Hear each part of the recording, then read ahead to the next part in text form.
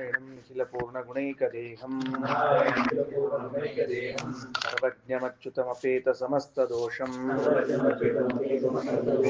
प्राणस्य सर्वचिदचित्परमेश्वरस्य साक्षादधीश्वरमीयां शरणं रमेशं ಸರಿ 273ನೇ ಪೇಜ್ ಪಾಠ ಲಿಖಿತದಲ್ಲಿ ಅಥ ಖಲ್ವಿಯಂ ಸರ್ವಸ್ಯೈವಾಚ ಉಪನಿಷತ್ ಸರ್ವಾ ಹೇವೇಮಾಹ ಸರ್ವಸ್ಯೈವಾಚ ಉಪನಿಷದಃ ಇಮಾಂ ತ್ವೇವ ಆಚಕ್ಷತೆ. ಈ ವಾಕ್ಯ ನಡೀತಾ ಇದೆ. ಏನ್ ಹೇಳಿಕೊರ್ಟಾರ? ಇಷ್ಟೊತ್ತು ಹೇಳಿ ಈಗ ಪ್ರಕರಣವನ್ನ ಮುಕ್ತಾಯ ಮಾಡ್ತಾ ಇದ್ದಾರೆ. ಏನು ಸಂಹಿತಾ ಪ್ರಕರಣ ಏನದನೋ ಅದನ್ನು ಮುಕ್ತಾಯ ಮಾಡಬೇಕು ಅಂತ ಬರ್ತಾ ಇದ್ದಾರೆ. ಯಾಕಂದ್ರೆ ಉಪನಿಷತ್ತೇ ಮುಗೀತಿನ್ನ. ಇನ್ನು ಪ್ರಾಯ ಇನ್ನೆರಡು 3 ಪಾಠ ಆದ್ರೆ ಹೆಚ್ಚು, 2 ಪಾಠ ಆದ್ರೆ ಹೆಚ್ಚು. ಹಿಂಗಾಗಿ ಆ ಉಪನಿಷತ್ತಿನ ಸಂಹಿತೋಪಾಸನೆಯ ರಹಸ್ಯವನ್ನ ಹೇಳ್ತಾ ಇದು ನೋಡಪ್ಪ, ಅಥ ಖಲು ಇಯಂ ಸರ್ವಸ್ಯೈ ವಾಚಃ ಉಪನಿಷತ್, ಇದು ಸರ್ವ ವಾಂಗ್ಮಯದ ರಹಸ್ಯೋಪಾಸನ. ಗೊತ್ತಿಲ್ಲ ನಮಗೆ ಎಲ್ಲ ವಾಂಗ್ಮಯದ ರಹಸ್ಯೋಪಾಸನ ಇದು ಅಂತ ಗೊತ್ತಿಲ್ಲ. ಏನು, ನಾವು ವಾಕ್ಯಗಳನ್ನ ಆಡ್ತಿರ್ತೇವೆ. ವಾಕ್ಯಗಳನ್ನ ಆಡುವಾಗ ಇದು ನಮ್ಮ ವಾಕ್ಯಗಳನ್ನ ಆಡ್ತಿದ್ದೇವೆ ಅಂತ ತಿಳ್ಕೊಂಡಿದ್ದೇವೆ. ಆದರೆ ಎಲ್ಲ ವಾಕ್ಯಗಳು ವಿಷ್ಣು ನಾಮದ ಅರ್ಥ. ರಹಸ್ಯ ಉಪಾಸನ. ನೀವು ಲೌಕಿಕವಾದ ವಾಕ್ಯಗಳನ್ನಾಡ್ರಿ, ವೈದಿಕ ವಾಕ್ಯಗಳನ್ನಾಡ್ರಿ, ಸಂಧ್ಯಾಕ್ಷರಗಳನ್ನಾಡ್ರಿ, ಸ್ಪರ್ಶಾಕ್ಷರಗಳನ್ನಾಡ್ರಿ, ಏನ್ ಅಕ್ಷರಗಳನ್ನ ಲೌಕಿಕ ವೈದಿಕ ಆಡಿದರೂ ಅದು ಎಲ್ಲವೂ ವಿಷಣು ಅನ್ನೋ 3ರೊಳಗೆ ಇರತಕ್ಕದ್ದು. ಹಿಂಗೆ ಹೇಳಿ ಸಂಹಿತೋಪಾಸನೆಯನ್ನು ಮುಕ್ತಾಯ ಮಾಡ್ತಿದ್ದಾರೆ ಅವರು. ಇದು ಏನಾಯ್ತು? ಇದು ಸರ್ವ ವಾಂಗ್ಮಯದ ರಹಸ್ಯೋಪಾಸನ. ಈ ರಹಸ್ಯೋಪಾಸನೆ ಅಂದ್ರೆ ವಿಷ್ಣು ಶಬ್ದೋಪಾಸನ ಅಂತ ಅರ್ಥ. ಸರ್ವಾ ಹೇಮ ಸರ್ವಸ್ಯೈ ವಾಚ ಉಪನಿಷದಃ ಇಮಾಂ ದೇವ ಆಚಕ್ಷತೆ. ಸಮಸ್ತ ಲೌಕಿಕ ವೈದಿಕ ವಚನಗಳೆಲ್ಲವೂ ವರ್ಣಾಂತರ್ಗತವಾದ ಹರಿಯ ಉಪಾಸನೆಯಾಗಿದೆ, ಬೇರೆ ಏನಿಲ್ಲ. ಅರ್ಥ ಆಯ್ತಾ ಹೇಳಿದ್ದೇನಂತ? ಒಟ್ಟಾರೆ ಅದು ವಾಚಃ ಅಂದ್ರೆ ಮಾತು ಅಂತ ಅರ್ಥ, ಉಪನಿಷತ್ತು ಅಂದ್ರೆ ರಹಸ್ಯ. ಇದು ಎಲ್ಲ ಮಾತುಗಳ ರಹಸ್ಯ. ಎಲ್ಲ ಮಾತುಗಳ ರಹಸ್ಯ ಏನು ಅಂದ್ರೆ ಇವೆಲ್ಲ ಮಾತುಗಳೂ ಕೂಡ ವಿಷ್ಣು ಶಬ್ದದ ವಿವರಣೆಯನ್ನೇ ಕೊಡ್ತಾವ. ಏನು ನೀವೇನು ಮಾತಾಡಿದ್ರು ವಿಷ್ಣು ಶಬ್ದ ಅರ್ಥನೇ ನೋಡ್ರಿ. ಹೆಂಗ ಅಂತಂದ್ರೆ ಮೊದಲು ಒಂದು 4-5 ರೀತಿಯಿಂದ ನಮಗೆಲ್ಲ ಏನ್ ಮಾಡ್ತಾರ, ಸ್ಪರ್ಶಾಕ್ಷರಗಳು, ಉಷ್ಮಾಕ್ಷರಗಳು, ಸ್ವರಾಕ್ಷರಗಳು ಅಂತ 3 ಭಾಗ ಮಾಡಿಕೊಂಡು ಎಲ್ಲೆಲ್ಲಿ ಏನೇನ್ ಬರ್ತಾವ ಅಂತ ಹೇಳ್ಕೊತ ಹೊಂಟ್ಬಿಟ್ಟಾರ. ಅವನ್ ಹೇಳ್ಕೊಂಡ್ ಹಂಗ ವಿಷ್ಣು ಶಬ್ದೊಳಗಿಂದ ನೆನಪಿಟ್ಕೊಂಡ್ರೆ ಸಾಕು. ವಿಷ್ಣು ಶಬ್ದೊಳಗ ವಿ ಎದ್ರೊಳಗೆ ಬರ್ತದ, ಶ ಎದ್ರೊಳಗೆ ಬರ್ತದ, ನೋ ಎದ್ರೊಳಗೆ ಬರ್ತದ ಅಂತ ಹೇಳಿ. ಆಯ್ತಾ? ಮುಂದ ಸರಿ ತಗೊಳ್ರಿ. ಪೃಥಿವಿಯ ರೂಪಂ ಸ್ಪರ್ಶಾಹ. ಪೃಥ್ವಿ ಸ್ಪರ್ಶಾಕ್ಷರಗಳೆಲ್ಲ ಪೃಥ್ವಿ ರೂಪವನ್ನು ಹೊಂದಿಬಿಟ್ಟಾವ. ಸರಿ ಆಯ್ತಾ? ಏನಂತ ಹೇಳಿದ್ದು ಅಂದ್ರೆ ಪೃಥ್ವಿ ಮೊದಲಾದವುಗಳಿರುವಂತಹ ಪೃಥ್ವಿ ನಾಮದ ಭಗವದ್ ರೂಪಗಳೇ ಕ್ರಮವಾಗಿ ಸ್ಪರ್ಶಾಕ್ಷರಗಳಿಗೆ ಪ್ರತಿಪಾದ್ಯ ದೇವತಾ ಎನಿಸ್ಯಾವ. ಅಲ್ಲಿ ಎಲ್ಲಾ ಕಡೆಗೂ ಪೃಥ್ವಿ ಅಂದ್ರೆ ಪೃಥ್ವಿಯ ನಿಯಾಮಕ ಭಗವದ್ ರೂಪ ಅಂತ ಅರ್ಥ ಮಾಡಿಕೊಂಡ್ರೆ ಆಯ್ತಷ್ಟೇ. ಪೃಥಿವಿಯ ರೂಪಂ, ಪೃಥಿವಿಯ ರೂಪಂ ಅನ್ನೋ ಶಬ್ದಕ್ಕೆ ಪೃಥ್ವಿಗೆ ಯಾವ ದೇವತಾ ಇದ್ದಾನ ಅಂದ್ರೆ ವರಾಹರೂಪಿ ಪರಮಾತ್ಮನ ಇದ್ದಾನಲ್ಲ, ಅದು ಬಂದಿತ್ತಲ್ಲ, ಅದು ಸ್ಪರ್ಶಾಕ್ಷರಗಳಿಗೆ. ಇನ್ನ ಅಂತರಿಕ್ಷಕ್ಕೆ ನಿಯಾಮಕವಾಗಿರುವಂತಹ ರೂಪ ಏನದಲ್ಲ, ಅದು ಊಷ್ಮಾಣ ಅಂದ್ರೆ ಊಷ್ಮಾಕ್ಷರಗಳಿಗೆ. ಇನ್ನ ದಿವಹ, ದ್ವಿಲೋಕಕ್ಕೆ ಅಭಿಮಾನಿಯಾದ ವಾಮನೇನಿದ್ದಾನಲ್ಲ ಅವ ಸ್ವರಕ್ಕಿದ್ದಾನ. ಮುಗೀತು. ಇದೆಲ್ಲದ ಪೃಥ್ವಿ, ಅಂತರಿಕ್ಷ, ಸ್ವರ್ಗ ಅಂದ್ರೆ ಭೂಹು ಭುವಃ ಸ್ವಹ. ಈ 3ಗಳಲ್ಲಿ ಸ್ಪರ್ಶಾಕ್ಷರಗಳು, ಉಷ್ಮಾಕ್ಷರಗಳು, ಸ್ವರಾಕ್ಷರಗಳನ್ನು ಹೇಳಿ ಮುಗಿಸಿದ್ರು. ನೆಕ್ಸ್ಟ್ ಅಗ್ನಿ ರೂಪಂ ಸ್ಪರ್ಶಾಹ. ಅಗ್ನಿ ರೂಪ, ಇದು ಅಗ್ನಿ ನಿಯಾಮಕವಾದ ರೂಪ ಯಾವುದದು? ಅದು ಸ್ಪರ್ಶಕ್ಕದ, ಸ್ಪರ್ಶಾಕ್ಷರಗಳಿಗೆ ಹಿಂದೆ ಬಂದಾವೆಲ್ಲ. ಮತ್ ನೆನಪು ಮಾಡ್ಲಿಕ್ಕೆ ಮುಗಿಸ್ಲಿಕ್ಕೆ ಅಷ್ಟ. ವಾಯೋ ಊಷ್ಮಾಣ. ವಾಯುವಿಗೆ ಯಾವ ದೇವತೆ ಇದ್ದಾನೋ ಅವನೇ ಊಷ್ಮಾಕ್ಷರಕ್ಕೆ ಇದ್ದಾನ. ಆದಿತ್ಯಸ್ಯ ಸ್ವರಾಹ. ಆದಿತ್ಯ ಎದಕ್ಕಿದ್ದಾನ? ಸ್ವರಾಕ್ಷರಗಳಿಗೆ ಇದ್ದಾನ. ಅಂದ್ರೆ ಆದಿತ್ಯಾಂತರ್ಗತನಾದ ಆದಿತ್ಯ ನಾಮಕನಾದ ಭಗವಂತ ಸ್ವರಗಳಿಗೆ ಅಂತ ಅರ್ಥ. ಇಲ್ಲಿ ಒಂದು ಅಕ್ಷರವನ್ನು ಹೇಳಿಗತ್ತದ, ಒಂದು ರೂಪವನ್ನು ಹೇಳಿಗತ್ತದ. ಅದನ್ನ ಅನ್ವಯ ಮಾಡ್ಕೋತ ಹೋಗೋದು, ಇಷ್ಟೇ, ಬೇರೆ ಏನೂ ಇಲ್ಲ. ಈಗ ಆತ ಋಗ್ವೇದಸ್ಯ ರೂಪಂ ಸ್ಪರ್ಶಾಹ. ಋಗ್ವೇದಕ್ಕೆ ನಿಯಾಮಕವಾದ ಭಗವದ್ ರೂಪ ಏನದ? ಅದು ಸ್ಪರ್ಶಾಕ್ಷರಗಳಿಗೆ ಸಂಬಂಧಪಟ್ಟದ್ದದ. ಯಜುರ್ವೇದಸ್ಯ ಊಷ್ಮಾಣ. ಯಜುರ್ವೇದಕ್ಕೆ ಸಂಬಂಧಪಟ್ಟ ಭಗವದ್ ರೂಪವು ಊಷ್ಮ ಅಕ್ಷರಗಳು, ಶ ಶ ಸ ಹ ಇವೇನವಲ್ಲ ಊಷ್ಮಾಕ್ಷರಗಳು, ಅದಕ್ಕೆ ಹೇಳ್ತಾ ಇದ್ದಾರೆ. ಇನ್ನ ಸಾಮವೇದಸ್ಯ ಸ್ವರಾಹ. ಸಾಮವೇದಕ್ಕೆ ಸಂಬಂಧಪಟ್ಟ ಅಕ್ಷರಗಳು ಯಾವುದು? ಸ್ವರಾಕ್ಷರಗಳು, ಅ ಆ ಇ ಅಂತ ತಿಳ್ಕೊಂಡು. ಚಕ್ಷುಷೋ ರೂಪಂ ಸ್ಪರ್ಶಾಹ. ಕಣ್ಣಿಗೆ ಅಭಿಮಾನಿ ದೇವತೆಯಾದ ಕಣ್ಣಿಲಿದ್ದ ಭಗವಂತ ಸ್ಪರ್ಶಾಕ್ಷರಗಳಿಗೆ. ಶ್ರೋತ್ರಸ್ಯ ಊಷ್ಮಾಣ. ಕಿವಿಗೆ ಅಭಿಮಾನಿಯಾದ ಭಗವದ್ ರೂಪ ಏನಾಗ್ಯದ? ಊಷ್ಮಾಕ್ಷರಗಳಿಗೆ. ಮನಸಃ ಸ್ವರಾಹ ಮನೋನಿಯಾಮಕವಾದ ಭಗವದ್ ರೂಪಗಳು ಸ್ವರಕ್ಕೆ. ಪ್ರಾಣಸ್ಯ ರೂಪಂ ಸ್ಪರ್ಶಾಹ ಪ್ರಾಣ ಏನಿದ್ದಾನಲ್ಲ ಅವ ಸ್ಪರ್ಶಕ್ಕಿದ್ದಾನ, ಅಪಾನ ಏನಿದ್ದಾನ ಊಷ್ಮಕ್ಕಿದ್ದಾನ, ವ್ಯಾನ ಏನಿದ್ದಾನ ಸ್ವರಕ್ಕಿದ್ದಾನ. ಇವು ಬರೀ ಹೆಸರುಗಳನ್ನ ಅಷ್ಟೇ ಹೇಳೋದು, ಬೇರೆ ಏನಿಲ್ಲ. ಎಲ್ಲ ಭಗವದ್ ರೂಪಗಳೇ. ಅಂದ್ರೆ ಎಲ್ಲೆಲ್ಲವ ಯಾವ್ಯಾವ ಅಕ್ಷರ ಯಾವ್ಯಾವ ಭಗವದ್ ರೂಪಗಳು ಅಂತ ಹೇಳ್ಬೇಕಂತ. ಏನ ಆ ಕಾಲಮ್ ನಾನ ಬರ್ಸೋ ಇದ್ದೀನಿ, ನೀವು ಬರ್ಕೊಂಡಿರೋದಕ್ಕೆ ನಿಮ್ ಫೇಲ್ ಆದ್ರಿಗೆ ನಾ ಪಾಸ್ ಮಾಡಿಸ್ತೀನಿ ಮತ್ತೆ ಬೇರೆ ಕಡೆಯಿಂದ. ಎಲ್ಲರಿಗೂ ನಾ ಹೇಳ್ತೀನಿ, ಈಗ ಹೆಂಗೆ ಹೇಳ್ಬೇಕು ಹಂಗೆ ಹೇಳ್ತೀನಿ ನಾನು, ನಿಮ್ಗೆ ಹೆಂಗೆ ಹೇಳ್ಬೇಕು ಮುಂದ ನಾನು ಕೇಳಾದ ಬರ್ಕೊಂಡು ಹಂಗಾಗೋದು. ಮತ್ತು ಪ್ರಾಣಸ್ಯ ರೂಪಂ ಸ್ಪರ್ಶಾಹ ಪ್ರಾಣರೂಪ ಸ್ಪರ್ಶಾಕ್ಷರಗಳು, ಅಪಾನ ಇದು ಭಗವದ್ ರೂಪ ಉಷ್ಮಾಕ್ಷರಗಳಿಗೆ, ವ್ಯಾನ ಇವನು ಸ್ವರಕ್ಕೆ. ನೋಡ್ರಿ ಏನಾಗ್ಯದ, ಒಂದೊಂದ್ ಕಡೆ ಒಂದೊಂದು ಬಂದಾವು. ಅವನ್ನ ಸ್ಪರ್ಶಾಕ್ಷರಗಳು ಅಂತ ಬರ್ಕೊಂಡಾಗ ಪೃಥಿವಿ, ಅಗ್ನಿ, ಋಗ್ವೇದ, ಆಮೇಲೆ ಚಕ್ಷಸ್ಸು, ಪ್ರಾಣ ಹಿಂಗ್ ಬರ್ತದ. ಗೊತ್ತಾಗ್ತಿಲ್ಲ ಹೆಂಗ್ ಬಂತು ಕಾಲಮ್ ಅಂತ ತಿಳ್ಕೊಂಡು ಹೇಳಿ. ಅದಾದ್ಮೇಲೆ ಊಷ್ಮಾಕ್ಷರ ಬರ್ಕೊಂಡ್ ಕೂಡಲೇ ಅಂತರಿಕ್ಷ, ವಾಯು, ಯಜುರ್ವೇದ, ಶ್ರೋತ್ರ, ಅಪಾನ ಅಂತ ಬರ್ತದ. ಆಮೇಲೆ ಏನ್ ಬೇಡ ಈಗ ನೋಡಿದ್ರೆ ಗೊತ್ತಾಗ್ಬಿಡುತ್ತೆ, ಇಲ್ಲೇ ಸರಳದ ಏನ್ ನೋಡೋದಲ್ಲ. ಆಮೇಲೆ ಈಗ ಸ್ವರಾಕ್ಷರಗಳು ಅಂತ ಹೇಳಿದಾಗ ಸ್ವರ್ಗ, ಆದಿತ್ಯ, ಸಾಮವೇದ, ಮನಸ್ಸು, ವ್ಯಾನ ಅಂತದ. ಇಷ್ಟ ಮೇಲೆ ಕೆಳಗೆ ಅಲ್ಲಿ ನೋಡ್ಕೊಂಡ್ರೆ ಆಯ್ತು ಅಷ್ಟು ಕೆಲಸ. ಹಿಂಗ ಇವು ಕಾಲಮ್ ಹಾಕೊಂಡು ಅದ್ರೊಳಗೆ ಬರ್ಕೊಳ್ಳೋದು. ಬಿದಣ್ ಹಿಂದ್ ಉಳ್ದಾನ ಪಾಸ್ ಆಗಿಬಿಟ್ಟೆ, ಅದಕ್ಕೆ ಹೇಳಿದ್ದು. ಅಥ ಸರ್ವ ವಾಗ್ ವಿಷಯ ವಿದ್ಯಾ ಉಚ್ಯತೆ. ಭಾಷ್ಯ ಇವಾಗ ಏನ್ ಹೇಳಿ ಕೊಟ್ಟಾರ, ಇದು ಕಾಲಮ್ ಅದ, ಹಿಂದೆ ಬಂದದ್ರ ವಿವರಣೆ ಕೊಟ್ಟಾರ, ಹೆಚ್ಚೇನಿಲ್ಲ, ಅದಕ್ಕೆ ಹೋಗ್ಬೇಡಿ ಗದ್ಲಿಕ್ಕೆ. ಅಥ ಸರ್ವವಾಗ್ ವಿಷಯ ವಿದ್ಯಾ ಉಚ್ಯತೆ, ಎಲ್ಲಾ ಮಾತುಗಳ ರಹಸ್ಯ ಏನದ ವಿದ್ಯಾ ಅಂತ ಹೇಳ್ತೀವಿ. ಏನಂತ? ವಿಷ್ಣು ಶಬ್ದಾರ್ಥತ್ವಾತ್ ಸರ್ವವಾಚಾಂ, ಎಲ್ಲಾ ಮಾತುಗಳು ವಿಷ್ಣು ಶಬ್ದಾರ್ಥವೇ. ಪೂರ್ವೋಕ್ತಾಪಿ ಸರ್ವವಾಗ್ ಉಪನಿಷದೇವ, ಹಿಂದೆ ಹೇಳಿದ ಎಲ್ಲಾ ಮಾತುಗಳು ಉಪನಿಷತ್ತೇ, ರಹಸ್ಯವೇ. ತಥಾಪಿ ಮುಖ್ಯತಃ ಏವ, ಆದರೂ ಸತ್ಯಕ್ಕೆ ಮುಖ್ಯವಾಗಿ ಸರ್ವವಾಗ್ ವಿಷಯತ್ವಾತ್, ಎಲ್ಲಾ ಮಾತುಗಳಿಗೆ ವಿಷಯ ಏನಾದದ್ದು ಇದೆ. ವಕ್ಷಮಾಣಮೇವ, ಮುಂದೆ ಹೇಳುವಂತಹ ಸರ್ವಸ್ಯೈವಾಚಃ ಉಪನಿಷತ್ ಎನ್ನುವ ಮಾತಿನಿಂದ ಎಲ್ಲ ವಾಂಗ್ಮಯದ ರಹಸ್ಯೋಪಾಸನೆ ಅಂತ ಹೇಳೋದ್ರಿಂದ ಸರ್ವೇಪ್ಯಾಚಕ್ಷತೆ, ಎಲ್ಲಾ ಅಕ್ಷರಗಳನ್ನು ಹೇಳ್ಬಿಡ್ತೇವೆ. ಏನಾಯ್ತು ಒಟ್ಟಿಗೆ ಇಷ್ಟು. ಈ ಮ್ಯಾಲಿನ ಪ್ಯಾರ ಇದನ್ನು ಓದಿದ ಅರ್ಥ ಏನು ಅಂತ ಕೇಳಿದ್ರೆ, ಇದು ಸರ್ವ ವಾಂಗ್ಮಯದ ರಹಸ್ಯೋಪಾಸನೆ. ಆ ರಹಸ್ಯೋಪಾಸನೆ ವಿಷ್ಣು ಶಬ್ದೋಪಾಸನೆ. ಸಮಸ್ತ ಲೌಕಿಕ ವೈದಿಕ ವಚನಗಳೆಲ್ಲವೂ ವರ್ಣಾಂತರ್ಗತ ಹರಿಯ ಉಪಾಸನೆ. ಮುಗ್ದೇ ಹೊತ್ತು ಸರಳ ಬರ್ಕೊಂಡ್ಬಿಡ್ರಿ, ಇಷ್ಟು 2 ಸಾಲ ಬರ್ಕೊಂಡ್ಬಿಟ್ರೆ ಮುಗ್ದೋದ್ ಕೆಲಸ. ಅದೆಲ್ಲ ಉಳಿದೆಲ್ಲ ವಿಶೇಷ ನಾವೆಲ್ಲ ತಗೊಳ್ರಿ. ಇದು ಸರ್ವವಾಂಗ್ಮಯದ ರಹಸ್ಯೋಪಾಸನೆ. ಈ ರಹಸ್ಯೋಪಾಸನೆಯೇ ವಿಷ್ಣು ಶಬ್ದೋಪಾಸನೆ.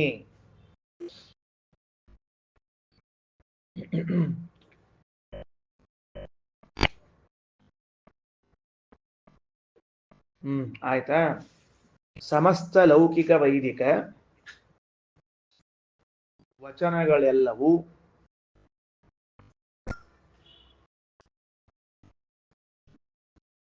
ವರ್ಣಾಂತರ್ಗತ ಹರಿಯ ಉಪಾಸನೆ. ವಚನಗಳೆಲ್ಲವೂ ವರ್ಣಾಂತರ್ಗತ ಹರಿಯ ಉಪಾಸನೆ.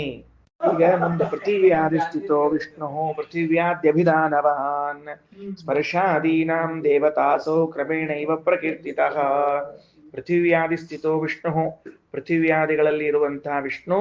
ಪೃಥಿವ್ಯಾದ್ಯಭಿಧಾನವಾನ್, ಪೃಥಿವಿ ಮೊದಲಾದ ಹೆಸರಿರುವಂಥವನು. ಸ್ಪರ್ಶಾದೀನಾಂ ದೇವತಾಸೋ, ಸ್ಪರ್ಶಾಕ್ಷರಗಳು, ಊಷ್ಮಾಕ್ಷರಗಳು, ಸ್ವರಾಕ್ಷರಗಳಿಗೆ ದೇವತೆಯಾಗ್ಯಾನ. ಕ್ರಮೇಣ ಪ್ರಕೀರ್ತಿ, ಕ್ರಮವಾಗಿ ತಿಳ್ಕೊಳ್ರಿ. ಇಷ್ಟೇ ಆಗೋಯ್ತು. ಇದು ಸಾಮಾನ್ಯವಾಗಿ ಹಿಂದೆ ಬಂದ ವಿಚಾರವನ್ನ ಮತ್ತೊಂದು ಸರ್ತಿ ಹೇಳಿದಂಗಾತು. ಈಗ ಮುಂದೆ ಹೊಸ ವಿಷಯ ಏನು ಅಂತಂದ್ರೆ, ಈ ನಮ್ಮ ದೇಹ ಏನಿದೆಯಲ್ಲ, ಈ ದೇಹವನ್ನು ಒಂದು ವೀಣೆಗೆ ಹೋಲಿಸಿ ಹೇಳ್ತಾ ಇದ್ದಾರೆ. ವೀಣಾ ಅಂತಂದ್ರೆ ಇದಕ್ಕ ದೈವಿ ವೀಣೋಪಾಸನ ಅಂತ ಹೆಸರದ. ಇದಕ್ಕೆ ಮುಂದಿನ ಪ್ರಕರಣಕ್ಕೆ ಬರ್ಕೊಳ್ಳೋರು ಬರ್ಕೊಳ್ರಿ. ದೈವಿ ವೀಣೋಪಾಸನೆ ಎಂತದ? ನಮ್ಮ ಶರೀರವು ಭಗವಂತನು ನಿರ್ಮಾಣ ಮಾಡಿದ ವೀಣೆ ಅಂತ ಉಪಾಸನ ಮಾಡ್ಬೇಕಂತ. ಹಿಂಗಾಗಿ ಅದು ದೈವಿ ವೀಣೋಪಾಸನ ಅಂತ ಹೆಸರು. ಆ ಚಂದದು. ಅವು ಹೆಂಗ ವೀಣೆಗೆ ತಂತಿಗಳಿರ್ತಾವ, ಹಂಗ ನಮ್ಮ ದೇಹದಾಗಿರ್ತದೆ. ಆ ವೀಣೆಗೆ ಹೆಂಗ ಬುರುಡ್ ಇರ್ತದೆ, ಹಂಗ ನಮಗೂ ಬುರುಡ್ ಇರ್ತದೆ. ಅದು ಟ್ಯಾವ್ ಅಂದಾಗ ಹೆಂಗ್ ಶಬ್ದ ಬರ್ತದೆ, ಹಂಗ ನಮ್ದು ಒಳಗೆ ದೇವ್ರು ನುಡಿಸಿದಾಗ ಶಬ್ದ ಬರ್ತದೆ. ಇಲ್ಲ ಇದ್ರ ಶಬ್ದ ಬರುದಿಲ್ಲ. ಇಷ್ಟು ವಿಷಯ ಗೊತ್ತಾತ? ಬಹಳ ಚಂದ ಉಪಾಸನ ಅದ. ಅಥ ಖಲ್ವಿಯಂ ದೈವಿ ವೀಣಾ ಭವತಿ. ಈ ಶರೀರವೆಂಬುದು ದೈವಿ ವೀಣೆ ಎನಿಸಿದೆ. ನಮಗೇನ್ ದೇವರದು ಈ ದೇಹ ಕೊಟ್ಟಾನ, ಎಲ್ಲಾರು ಸ್ವಲ್ಪ ಪುಸ್ತಕ ನೋಡ್ತಿದ್ದು ಈ ಕಡೆ ನೋಡ್ತಿರ್ಬೇಕಾಗ್ತದೆ. ಏನು ಅಂತಂದ್ರ ಈ ದೇಹ ಇದು ಏನಾಗ್ಯದ, ಭಗವಂತ ಕೊಟ್ಟಿರುವಂತಹ ವೀಣೆ ಇದು, ಗೊತ್ತಾಯ್ತ? ಅವ ವೈಣಿಕ ಅಂದ್ರೆ ವೀಣೆ ನುಡಿಸವ, ನಾವು ವೀಣೆ. ಹಿಂಗಾಗಿ ಇದ್ರ ನೀನ್ ನುಡಿಸ್ಕೊಂಡು ಅವ ನುಡಿಸಿದ್ರೆ ನಾವು ನುಡಿಬೇಕು, ಇಲ್ಲೇ ನುಡಿಲಿಕ್ಕೆ ಬರೋದಿಲ್ಲ ಅಂತ ಹೇಳಿದ, ಗೊತ್ತಾಗ್ತಿಲ್ಲ? ಅದಕ್ಕೆ ಅಥ ಖಲ್ವಿವಂ ಇಯಂ ದೈವಿ ವೀಣಾ ಭವತಿ ತದ್ ಅನುಕೃತಿರಸೌ ಮಾನುಷಿ ವೀಣಾ ಭವತಿ. ಇದನ್ನ ಅನುಸರಣೆ ಮಾಡಿಕೊಂಡ ನಾವು ಮನುಷ್ಯರು ವೀಣಾ ತಯಾರು ಮಾಡಿವಂತ. ದೇವರು ನಿರ್ಮಾಣ ಮಾಡಿದ ಈ ದೇಹವೆಂಬ ವೀಣೆಯನ್ನ ನೋಡಿ ಮನುಷ್ಯರು ಈ ವೀಣೆಯನ್ನು ನಿರ್ಮಾಣ ಮಾಡಿದ್ದಾರೆ. ನೋಡ್ರಿ, ಅದಕ್ಕೂ ತಲಿ ಇರ್ತದೆ, ಅದಕ್ಕೂ ಹೊಟ್ಟಿರ್ತದೆ, ಅದಕ್ಕೂ ಮತ್ತೆ ಟೈಮ್ ಶಬ್ದ ಮಾಡೋದಿರ್ತದೆ, ಹಂಗ ನಮ್ದು ಇರ್ತದೆ, ಎಲ್ಲಾ ಕೂಡಿ ಹೆಂಗ್ ಬಂದ ಅಂತ ಹೇಳಿರ್ತಾರೆ. ಅದಕ್ಕೆ ತಂಬೂರಿ ಅಂತಾರಪ್ಪಿ, ವೀಣ ಅನ್ನೋದಿಲ್ಲ, ಎರಡು ಬೇರೆ ಬೇರೆ ಇರ್ತಾವಪ್ಪಿ. ಇರ್ಲಿ. ಅಥ ಖಲ್ವಿಯಂ ದೈವಿ ವೀಣಾ ಭವತಿ ತದನುಕೃತಿರಸೌ ಮಾನುಷಿ ವೀಣಾ ಭವತಿ. ಯಥಾ ಅಸ್ಯಾಹ ಶಿರಃ ಏವ ಮನುಷ್ಯ ಶಿರಃ. ಹೆಂಗ ಈ ದೇಹಕ್ಕೆ ತಲೆ ಅದನೋ ಹಂಗ ಅದಕ್ಕೂ ಒಂದ್ ತಲೆ ಅದ ವೀಣಾಕ್ಕೆ. ಗೊತ್ತಾತಿಲ್ಲ ಹೆಂಗ ತಲೆ ಇರ್ತಾವ, ಮೇಲಿನ ಭಾಗದಾಗ ಒಂದು ದುಂಡು ಇರ್ತಾವ ನೋಡಿ, ದುಂಡುಗಂದ ಒಂದು. ಅದಕ್ಕೆ ಯಥಾ ಅಸ್ಯಾಹ ಉದರಂ ಏವಂ ಅಸ್ಯಾಹ ಅಂಬಣಂ. ನಮಗ್ ಹೆಂಗ್ ಹೊಟ್ಟೆ ಅದನೋ ಅದಕ್ಕೂ ಒಂದು ಹೊಟ್ಟೆ ಅದ. ಒಂದು ಯಾವ್ದು ಹೊಟ್ಟೆ ಅಂದ್ರ ಸೋರ್ ಬುರುಡಿ ಅಂತ ಕರಿತಾರ. ಅದಕ್ಕೆ ಸೋರ್ ಬುರುಡಿ ಹೊಟ್ಟಿ ಅಂತ ಕರೀತಾರ. ತೆಳಗಿರ್ತಾವ ನೋಡಿ, ದೊಡ್ಡ ಹೊಟ್ಟಿ ಇದ್ದಂಗೆ ಇರ್ತದ ಗುಂಡಂತ. ಮ್ಯಾಲೆ ತಲೆ ಇರ್ತದ, ತೆಳಗ್ ಹೊಟ್ಟಿ ಇರ್ತದ. ಅದಕ್ಕೆ ಅಂದ್ರೆ ನಮ್ಮನ್ನ ನೋಡ್ಕೊಂಡ ಅದನ್ನ ಮಾಡ್ಯಾರ ಅಂತ ಅರ್ಥ. ಅದಕ್ಕೆ ಹಿಂಗಾಗಿ ವೀಣಾದ ಸೈಜ್ ವ್ಯತ್ಯಾಸ ಆಗ್ಯಾವ್ರಿ. ಕೆಲವು ಸಣ್ಣ ಸೈಜಿನ ವೀಣಾ, ಕೆಲವು ದೊಡ್ಡ ಸೈಜಿನ ವೀಣಾ. ಅವ್ರವ್ರ ದೇಹ ನೋಡ್ಕೊಂಡು ಅಂಬಡಂ ಅನ್ನೋ ಶಬ್ದಕ್ಕ ಶಬ್ದೋತ್ಪತ್ತಿ ಸ್ಥಾನ ಅಂತ ಅರ್ಥ. ಸೋರು ಬುರುಡೆ ಅಂತ ಕರೀತಾರೆ ಕನ್ನಡದೊಳಗದನ್ನ, ಅಂಬಡ ಅಂತಕೊಂಡು.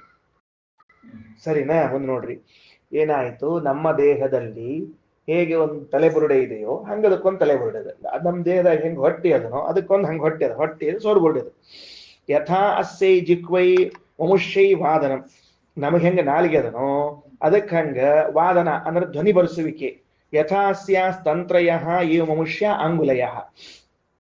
ಹೆಂಗ ನಮಗ ಒಳಗಡೆಗೆ ತಂತ್ರಿಗಳವ, ಏವ ಮನುಷ್ಯ ಅಂಗುಲಯಃ. ಅದೇನದ ಅಂತಂದ್ರ ಅದಕ್ಕ ಅಂಗುಲಿಗಳು, ಬೆರಳು. ಸಾರಿ, ಉಲ್ಟಾ. ನಮಗ್ ಹೆಂಗ ಬೆರಳವನೋ ಹಂಗ ಅದಕ್ಕೆ ತಂತ್ರಿಗಳವ ಅಂತ ಅರ್ಥ.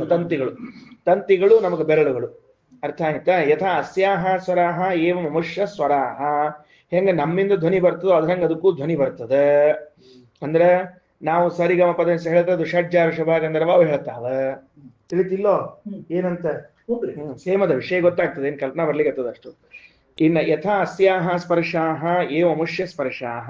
ಯಾವ ರೀತಿಯಾಗಿ ಈ ದೇಹಕ್ಕೆ ಸ್ಪರ್ಶ ಅಂತ ಇರ್ತದೋ ಹಂಗ ಅದಕ್ಕೂ ಕೂಡ ಸ್ಪರ್ಶ ಅಂತ ಅನ್ನೋದು ಉಳ್ಕೊಂಡಿರ್ತದೆ. ಯಥಾ ಹೇವ ಇಯಂ ಶಬ್ದವತಿ ತದ್ವರ್ತ್ಮೆ ತೇವಸೌ ಶಬ್ದವತಿ ತದ್ವರ್ತ್ಮತಿ. ಏನ್ ಹೇಳ್ಯಾರ ಅಂತಂದ್ರೆ, ಇದು ಶಬ್ದ ಮಾಡ್ತದ, ಶ್ರಮ ಪಡ್ತದ, ಅದು ಶಬ್ದ ಮಾಡ್ತದ, ಶಬ್ದ ಪಡ್ತದ. ಅದಕ್ಕೆ ಅವು ಟೈಟ್ ಮಾಡ್ಕೊಳಿಕ್ ಅವು ಕಿವಿ ತಿರುಗಿಸ್ತಾರ್ರಿ. ಹಿಂಗ ಅದ ತಿರುಗಿಸಿದಾಗ ಶಬ್ದ ಬರ್ತಿರ್ತದ, ಅದಕ್ಕೆ ಗಟ್ಟಿ ಆಗ್ತಿರ್ತದ. ಲೂಸ್ ಬಿಟ್ರಿ ಅಂತಂದ್ರೆ ಬೇಸರು. ಅದರಿಂದ ನೋಡ್ರಿ ಏನಾಯ್ತು,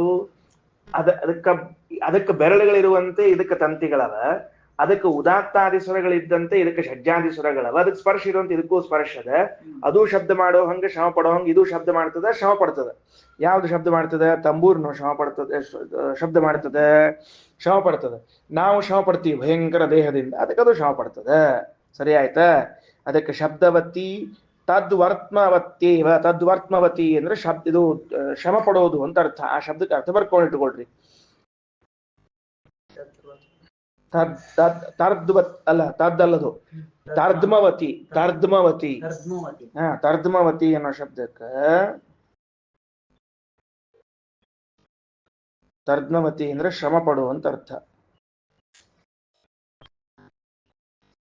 ಮುಂದೆ ಯಥಾ ಕೇವಯಂ ಲೋಮಶೀನ ಚರ್ಮಣ ಪಿಹಿತ ಭವತ್ಯೇಮಸೌ ಲೋಮಶೀನ ಚರ್ಮಣ ಪಿಹಿತ. ನಮ್ಮ ದೇಹಕ್ಕೆ ಹೆಂಗೊಂದು ಚರ್ಮದ ಹೊದಿಕೆ ಅದನೋ ಹಂಗ ಅದಕ್ಕೂ ಒಂದು ಚರ್ಮದ ಹೊದಿಕೆ ಅದ ಅಂತ. ಏನ್ರಿ ಅದಕ್ಕೆ ಚರ್ಮದ ಹೊದಿಕೆ ನೋಡಿಲ್ಲಲ್ಲ ನಾವು ಅಂದ್ರೆ, ಅದಕ್ಕೆ ಲೋಮಶೇನ ಸಗವೈ ಚರ್ಮಣ ಪುರಾವೀಣ ಅಪಿದದತಿ. ಹಿಂದಕಿನ ಕಾಲದೊಳಗ ಅದಕ್ಕೊಂದು ಚರ್ಮದ ಚೀಲ್ನ ಇತ್ತಂತ. ಅದಕ್ಕೆ ಕೃಷ್ಣಾಂಜನ ಇದ್ದಂಗ ಕಷ್ಟಾಳ ಇದ್ದಂಗ ಅದಕ್ಕೊಂದ್ ಚೀಲನೆ ಇತ್ತಂತ, ಅದಕ್ಕೆ ಚರ್ಮದ ಚೀಲ ಇತ್ತಂತ, ಅದ್ರೊಳಗೆ ಹಾಕಿ ಇಡ್ತಿದ್ರಂತ ಅಂತ ಹೇಳ್ಯಾರ. ಬಹಳ ವಿಚಿತ್ರ ಅದು. ಲೋಮಶೇನ ಹಸ್ಮವೈ ಚರ್ಮಣ ಪುರಾವೀಣ ಅಪಿದಧತಿ. ಹಿಂದಕ್ಕಂತ ಇವ್ರೇ ಅಂತ ಅದೊಂದು ಸ್ವಲ್ಪ ಆಶ್ಚರ್ಯ ಆಗಿತ್ತು ನನಗೆ. ಯಾಕಂದ್ರೆ ಇವ್ರು ಇನ್ಯಾವ ಹಿಂದಕ್ಕೆ ಹೇಳ್ಬೇಕು? ಇವ್ರು ಯಾರು ಹಿಂದಿದ್ದಾರೆ, ಇನ್ಯಾರು ಹಿಂದಿಲ್ಲೇ ಇಲ್ಲ. ಆದ್ರೂ ಈ ಉಪನಿಷತ್ ಬರೋ ಕಾಲಕ್ಕಾಳೆ ಹೋಗಿತ್ತು ಅಂತ ಅರ್ಥ ಅದಕ್ಕದು. ಆ ಚರ್ಮದ ಚೀಲ ಅಂಬೋದು ಈ ಉಪನಿಷತ್ ಬರೋ ಹೊತ್ತಿಗೆ ಹೋಗಿತ್ತು, ಇಷ್ಟ ಅರ್ಥ ಅದಕ್ಕ. ಮುಗಿತ ಅಪಿದಧತಿ ಅದ್ರೊಳಗೆ ಹಾಕಿಡ್ತಿದ್ರು ಅಂತ ಹೇಳ್ಯಾರ. ಅದಕ್ಕ ವ್ಯಾಖ್ಯಾನ ಮಾಡೋ ಕಾಲಕ್ಕೆ ಏನಂದಾರ, ಕೃತಯುಗಾದಿಗಳಲ್ಲಿ ಅಂತ ವ್ಯಾಖ್ಯಾನ ಮಾಡ್ಯಾರ. ಅದಕ್ಕ ಕೃತಯುಗದೊಳಗ ಅದನ್ನ ಚರ್ಮದ ಚೀಲ ಹಾಕಿಡ್ತಿದ್ರು, ಮತ್ತೆ ಕಲಿಯುಗದಾಗ ಹಾಕಿಡಂಗಿಲ್ಲ ಅಂತ ಅರ್ಥ ಅದಕ್ಕ. ಬೇರೆ ಇರೋಗ ಹಾಕಿಟ್ಟಿರ್ತಾರೆ ಅಷ್ಟೇ. ಅಂತೂ ಒಟ್ಟೇನಾಯ್ತು, ಸರಿ ಅಪಿದಧತಿ ಇಷ್ಟ ಆಯ್ತು ನೋಡ್ರಿ. ಏನಾಯ್ತು, ಇನ್ನೊಂದು ಉಪಾಸನೆ ಏನ್ ಹೇಳ್ತೀವಿ, ಬ್ರಹ್ಮದೇವರಿಂದ ಪ್ರಾರಂಭ ಮಾಡಿಕೊಂಡು ಜೀವರ ಶರೀರ ಎಲ್ಲ ಭಗವಂತನ ವೀಣೆ ಅಂತ ಅನಿಸಿಕೊಂಡದ್ದು. ಇಲ್ಲಿ ಏನಾಯ್ತಿದು ಉಪಾಸನ ಮೊದಲಿಂದ ಹೇಳಿಗತ್ತೀನಿ. ಅಥಕಲ್ವಿಯಂ ದೈವಿ ವೀಣಾ ಭವತಿ ಅಂತ ಹೇಳಿದಾಗ, ಈ ದೇಹ ಎಂಬುದು ಒಂದು ಭಗವಂತನ ವೀಣೆ ಅಂತಂದ್ರ ಯಾರ ದೇಹ ಅಂದ್ರ ಬ್ರಹ್ಮದೇವರಿಂದ ಪ್ರಾರಂಭ ಮಾಡಿಕೊಂಡು ಎಲ್ಲರ ದೇಹ. ಕೆಳಗೆ ಭಾಷೆಯಲ್ಲಿ ಹೇಳ್ತಾರ, ಕೆಳಗೆ ಭಾಷೆ ನೋಡ್ಬಿಡ್ರಿ. ತಸ್ಯ ವಿಷ್ಣೋರಯಂ ದೇಹೋ ವೀಣಾ ಸಾಕ್ಷಾತ್ ಪ್ರಕೀರ್ತಿತ ದೈವಿ ವೀಣಾ ತತಸ್ಸೇಯಂ ಲೋಕಸಿದ್ಧಾತು ಮಾನುಷಿ. ನೋಡ್ರಪ್ಪ, ತಸ್ಯ ವಿಷ್ಣೋ ಆ ಪರಮಾತ್ಮನ ಸಂಬಂಧಪಟ್ಟ ಅಯಂ ದೇಹ, ಈ ದೇಹ ಏನದ ದೇವರು ಸೃಷ್ಟಿ ಮಾಡಿದ ಈ ನಮ್ಮ ದೇಹದ ಇದು ವೀಣಾ, ಸಾಕ್ಷಾತ್ ವೀಣಾ ಅಂತ ಕರೆಸ್ಕೊಂಡದ. ಅದಕ್ಕೆ ದೈವಿ ವೀಣಾ ಅಂತ ಕರಿತೀವಿ. ತತಃ ಸಾಯಂ ಅದಾದ ಮೇಲೆ ಇದು ಲೋಕಸಿದ್ಧಾತು ಮಾನುಷಿ, ಲೋಕದಲ್ಲಿ ಸಿದ್ಧವಾದದ್ದು ಮನುಷ್ಯರಿಗೆ ಸಂಬಂಧಪಟ್ಟ ವೀಣಾ. ಅದು ಬ್ರಹ್ಮಾದಿದೇಹಾನ್ ಯೋ ವೇದ ವಿಷ್ಣೋರ್ವೀಣೀತಿ ಭಕ್ತಿತಃ. ಚತುರ್ಮುಖ ಬ್ರಹ್ಮದೇವರ ದೇಹದಿಂದ ಪ್ರಾರಂಭ ಮಾಡಿಕೊಂಡು ನನ್ನ ದೇಹದವರೆಗೆ ಇರುವಂತಹದ್ದೆಲ್ಲವೂ ಭಗವಂತನ ವೀಣಾ ಅಂತ ಯಾರು ತಿಳ್ಕೋತಾನೋ, ವಿದ್ಯಾ ಪೂರ್ಣ ಸುಖ ಸಸ್ಯಾತ್ ಭೂಮಿ ಪೂರಿತ ಕೀರ್ತಿಮಾನ್. ಅವನು ಪೂರ್ಣ ವಿದ್ಯಾ ಉಳ್ಳವನಾಗಿ ಸುಖವಂತನಾಗ್ತಾನ, ಅವನ ಕೀರ್ತಿ ಲೋಕದ ತುಂಬ ಹರಡುತ್ತದ. ಇದು ಫಲಶ್ರುತಿ. ಸರಿ ಆಯ್ತಾ ಏನಂತ ಹೇಳಿದ್ದು? ಹಂಗಾರ ಮುಚ್ಚಿಡ್ದು ಚರ್ಮ ಮೇಲೆ ಮುಚ್ಚೋದಲ್ಲ, ಇದಕ್ಕೆ ಚರ್ಮದಿಂದ ಮುಚ್ಚಲ್ಪಟ್ಟದ. ಒಳಗಿನ ಸಾಮಾನುಗಳನ್ನೆಲ್ಲ ಚರ್ಮದಿಂದ ಮುಚ್ಚಲ್ಪಟ್ಟದ. ಸರಿ. ಸಯೋಹೈತಾಂ ದೈವೀಂ ವೀಣಾಂ ವೇದ. ಯಾವ ವ್ಯಕ್ತಿ ಉಪನಿಷತ್ತು ಹೇಳಿಗತ್ತಿನ ಮ್ಯಾಲಿಂದ ಉಪನಿಷತ್ತು. ಸಹ ಯೋ ಹ ಏತಾಂ ದೈವೀಂ ವೀಣಾಂ ವೇದ. ಯಾವ ವ್ಯಕ್ತಿ ದೈವಿ ವೀಣೆ ನೋಡ್ತಾನೋ ಅವ ಶ್ರುತವದನ ಅಂದ್ರೆ ವಿದ್ಯಾಪೂರ್ಣ ಸುಖ ಉಳ್ಳವನಾಗ್ತಾನ. ಭೂಮಿ ಪ್ರಾಸ್ಯ ಕೀರ್ತಿರ್ಭವತಿ. ಭೂಮಿ ತುಂಬ ಹರಡಿರುವಂತಹ ಕೀರ್ತಿ ಉಳ್ಳದ್ದಾಗ್ತಾನ. ಯತ್ರ ಕ್ವಚ ಆರ್ಯಾಹ ವಾಚೋ ಭಾಷಂತೆ ವಿದುರೇನಂ ತತ್ರ. ಯಾವ ವ್ಯಕ್ತಿ ಹಿಂಗ್ ಉಪಾಸನ ಮಾಡಿರ್ತಾನ, ಜ್ಞಾನಿಗಳ ಸಭೆಯಲ್ಲಿ ಅವನ್ ಕುರಿತು ಎರಡು ಒಳ್ಳೆ ಮಾತು ಬರ್ತಾವಂತ ನೋಡ್ರಿ. ಅವನ್ ಒಳ್ಳೆ ಉಪಾಸಕರೇ. ಅವ ದೇಹವನ್ನ ಭಗವಂತ ನಿರ್ಮಾಣ ಮಾಡಿದ ವೀಣಾ. ಅವ ವೈಣಿಕ, ನಾ ವೀಣೆಯಂತೆ, ನನ್ನ ಶಬ್ದ ನುಡಿದ್ರೆ ಅವನು ನುಡಿಸಿದಂತೆ ಏನ್ ಚಿಂತನೆ ಮಾಡ್ತಾನ, ಅವ್ ಭಾರಿ ಪಂಡಿತ ಅಂತ ತಿಳ್ಕೊಂಡು ಹೇಳಿ 4 ಮಂದಿ ಸಭೆಯೊಳಗೆ ಅವನ ಹೆಸರು ಮಾತಾಡ್ತಾರಂತ. ಅರ್ಥ ಆಯ್ತಾ? ಸರಿ, ಹೋಗ್ಬಿಡ್ರಿ. ಅಂದ್ರೆ ಈ ದೇಹವನ್ನ ಎದಕ್ ಹಿಂಗ್ ಹೇಳಿದ್ರು ಅಂತಂದ್ರೆ, ಯಾವಾಗ್ಲೂ ವೀಣೆಯನ್ನ ಸಂಗೀತಕ್ಕೆ ಮಾತ್ರ ಉಪಯೋಗಿಸ್ತಾರೆ ಹೊರತಾಗಿ ಬೇರೆ ಕೆಲಸಕ್ಕೆ ಉಪಯೋಗಿಸ್ಲಿ ಬರೋದಿಲ್ಲ. ಅದನ್ನ ಕ್ರಿಕೆಟ್ ಆಡ್ಲಿಕ್ಕೆ ಉಪಯೋಗಿಸ್ಲಿ ಬರೋದಿಲ್ರಿ. ಹಂಗ ಕಾಣಿಸ್ತದ ಬ್ಯಾಟ್ ಹಂಗ ಅಂತ ತಿಳ್ಕೊಂಡು ಉಪಯೋಗಿಸ್ಲಿ ಬರ್ತಾ ಏನೋ ದೊಡ್ಕೇಡವರ ವೀಣಾ ಅದ ಸ್ವಲ್ಪ ಸಣ್ಣ ಸೈಜಿಂದ ಅದ, ಕ್ರಿಕೆಟಿಗೆ ಬ್ಯಾಟ್ ಬದ್ಲಿ ಅದನ್ನ ತಗೊಂಡು ಹೋಗ್ತೇನೆ ಇಲ್ಲಿ ಬರೋದಿಲ್ಲ. ಇನ್ನ ನದಿ ಒಳಗ ದಾಟಬೇಕಾಗ್ಯದ, ಅಂಬಿಗನ್ ಕೈಯಾಗ ಅದು ಕೋಲ್ ಇಲ್ಲ, ಅದಕ್ಕೆ ಇದನ್ನ ತಗೊಂಡು ಹೋಗ್ತೀನಿ ಅಂತ ಬರ್ತದೇನ್ರಪ್ಪ? ಬರೋದಿಲ್ಲ. ಅರ್ಥ ಆತನು? ಮಣಿ ಒಣ ಹಾಕೊಳ್ಳಿಕ್ ಕೋಲ್ ಇಲ್ಲ ಅಂತ ತಿಳ್ಕೊಂಡು ಹೇಳಿ ಅದನ್ನ ತಗೊಂಡು ಕೋಲ್ ಒಣಾಕ್ಲಿ ಬರ್ತೇನಪ್ಪಾ? ಬರೋದಿಲ್ಲ. ಅಂದ ಮೇಲೆ ವೀಣೆಯನ್ನ ಬೇರೆ ಇನ್ಯಾವ ಕೆಲಸಕ್ಕೂ ಉಪಯೋಗಿಸ್ಲಿಕ್ಕೆ ಬರಂಗಿಲ್ಲ. ಬರೋದೇನಿದ್ರು ಸಂಗೀತಕ್ಕೆ ಹೆಂಗೋ ಹಂಗ ಇದು ಭಗವಂತ ನಿರ್ಮಾಣ ಮಾಡಿದ ವೀಣಾ ಆದ ಮೇಲೆ ಅವನ ಗುಣಗಾನಕ್ಕೆ ಮಾತ್ರ ಮೀಸಲಾಗಿರ್ಬೇಕು ಹೊರತಾಗಿ ಇದನ್ನ ತಗೊಂಡು ಕ್ರಿಕೆಟ್ ಆಡಿದ್ನೆ, ನದಿ ಒಳಗ ಬೋಟ್ ಓಡಿಸ್ಲಿಕ್ಕೆ ತಗೊಂಡ್ನೆ, ಮರಿವಣ ಹಾಕ್ಲಿಕ್ಕೆ ಕೋಲಿಗೆ ತಗೊಂಡ್ನೆ, ಎದಕ್ ಉಪಯೋಗಿಸ್ತೀವೋ ಮಾಮ ಅಂತ ನೋಡ್ ಬೈತಾರ. ಹಂಗ್ ಬೈಬಾರ್ದಕ್ ಮಾಡಬಾರ್ದು. ಇದು ಭಗವಂತನ ಗುಣಗಾನಕ್ಕೆ ಮೀಸಲಾಗಿರುವಂತಹ ವೀಣೆಯಾಗಿದೆ. ಇದನ್ನ ನೋಡಿ ದೇವರು ನಿರ್ಮಾಣ ಮಾಡಿದ ಈ ಅದ್ಭುತವಾದ ವೀಣೆಯನ್ನು ನೋಡಿ ಮನುಷ್ಯರು ಕಾಪಿ ಹೊಡೆದು ವೀಣಾ ಮಾಡ್ಕೊಂಡ್ರಂತ. ಇದನ್ನ ನೋಡಿ ವೀಣಾ ಮಾಡ್ಕೊಂಡಿದ್ದಾರಂತ. ದೈವಿ ವೀಣೆಗೆ ತಲೆ ಇದ್ದಂತೆ ಮಾನುಷಿ ವೀಣೆಗೂ ಒಂದು ತಲೆ ಇದೆ.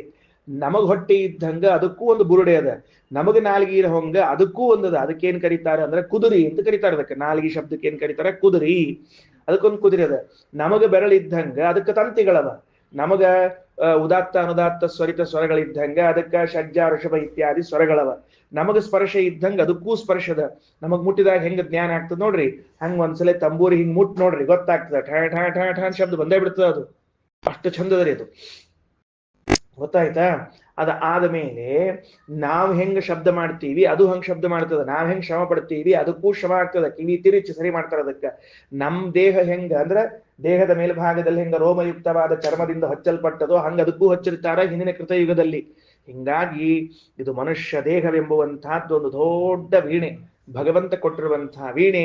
ಇದನ್ನು ನುಡಿಸ್ಬೇಕು. ಎಲ್ಲಿ ನುಡಿಸ್ಬೇಕು ಅಂದ್ರೆ ಭಗವಂತನ ಗುಣಗಾನವನ್ನ ಮಾಡ್ಲಿಕ್ಕೆ ನುಡಿಸ್ಬೇಕು, ಹೊರತಾಗಿ ಬೇರೆ ಇನ್ಯಾವ ಕೆಲಸಕ್ಕೂ ಉಪಯೋಗಿಸಬೇಡ್ರಿ ಅಂತ ಯಾವ ತಿಳ್ಕೊಂಡು ಉಪಾಸನೆ ಮಾಡ್ತಾನೋ ಅವ ವಿದ್ಯಾಪೂರ್ಣ ಬಲ್ಲವನಾಗ್ತಾನೆ. ಅವ ಭೂಮಿ ತುಂಬ ಅವನ್ ಕೀರ್ತಿ ಬರ್ತದ. ಹಿರಿಯರು ಎಲ್ಲರ ಮಾತಾಡ್ಕೊಳ್ತಿದ್ರೆ ಇವನ್ ಹೆಸರ್ಲೆ ಕರೀತಾರಂತ. ಎಷ್ಟು ಚಂದ ನೋಡ್ರಿ ವಿಷಯ. ಒಂದ್ ಸಣ್ಣ ಮಾತು ತಿಳಿಲಿಲ್ಲ, ಹೋಲ್ ಬಿಡ್ರಿ. ನೀ ಆಡಿಸಿದಂತೆ ನಾನು ಆಡುವೆನೋ ಅಂತ ದೇವರು ಪುರಂದಾಸನ ಹಾಡಿದ್ದಂಗದು. ನಾನು ಒನಕೆಯ ಗೊಂಬೆಯೋ, ಕಟ್ಟಿಗೆ ಮಾಡಿದ ಗೊಂಬೆ ಅಂತ ಹೇಳ್ಯಾರ ಪುರಂದಾಸರು.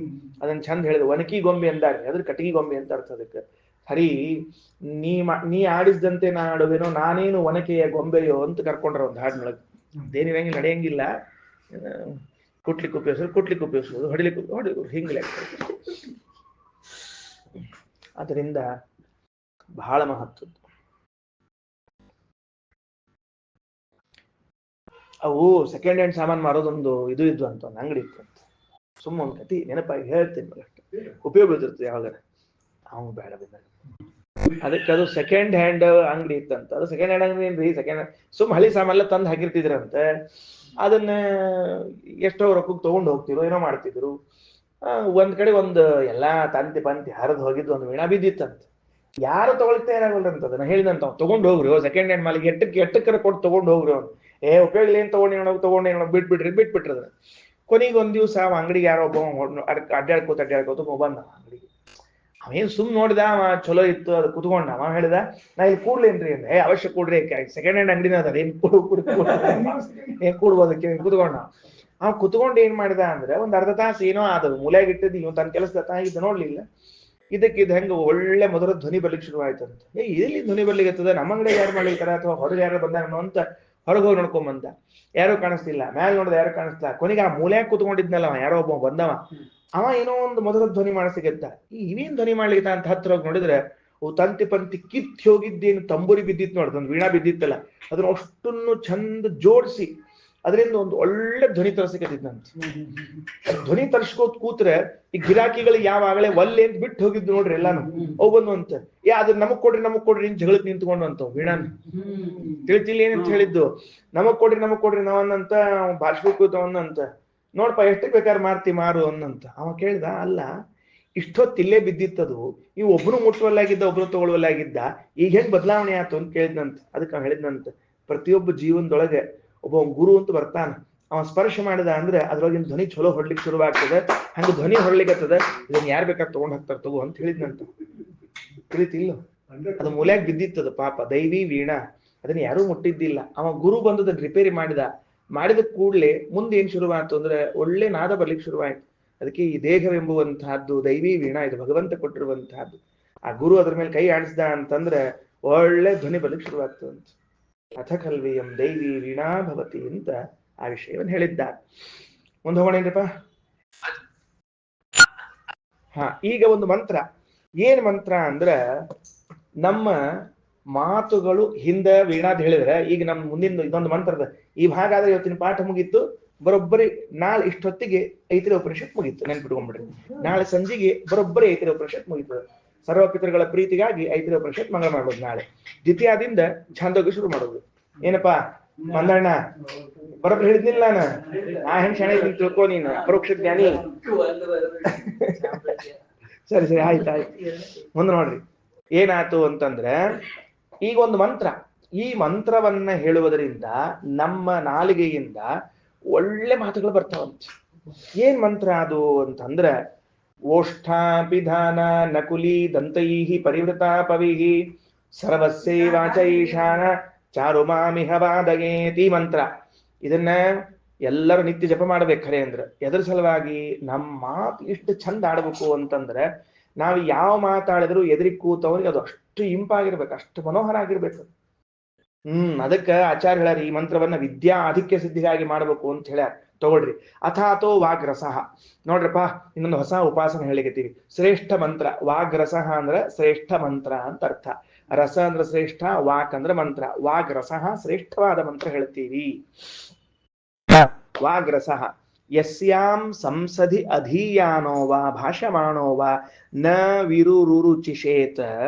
ಯಾರೋ ಒಬ್ಬ ವ್ಯಕ್ತಿ ಸಂಸದಿ ಅಧೀಯಾನ ಸಭೆಯಲ್ಲಿ ಕುತ್ಕೊಂಡು ವಾಕ್ಯಗಳನ್ನು ಓದ್ಲಿಕತ್ತಾನ, ಅಥವಾ ಭಾಷಮಾಣ ಭಾಷಣ ಮಾಡ್ಲಿಕತ್ತಾನ, ನ ವಿರುರುಚಿಷೇತ ಯಾರಿಗೂ ಹಿಡಿಸ್ಲಿಲ್ಲ ಅಂತಾದ್ರೆ, ಗೊತ್ತಾತಿಲ್ಲೋ, ಸಭೆಗೆ ಹೋಗಿದ್ದೆ, ಎಷ್ಟು ನಾ ಮಾತಾಡಿದ್ರು ಸಭೆ ಮೇಲೆ ಇಂಪ್ರೆಷನ್ ಬೀಳ್ಲೇ ಇಲ್ಲ, ಏನ್ ತಲೆ ಹೊಳ್ಕೋಬೇಕ್ರಿ, ಸಭೆ ಮೇಲೆ ಎಷ್ಟು ಮಾತಾಡಿದ್ರು ಆಗ್ಲಿಲ್ಲ ಅಂತಂದ್ರೆ ತತ್ರ ಏತಾಂ ರುಚಂ ಜಪೇತ, ಆಗಿ ಮಂತ್ರವನ್ನ ಹೇಳು.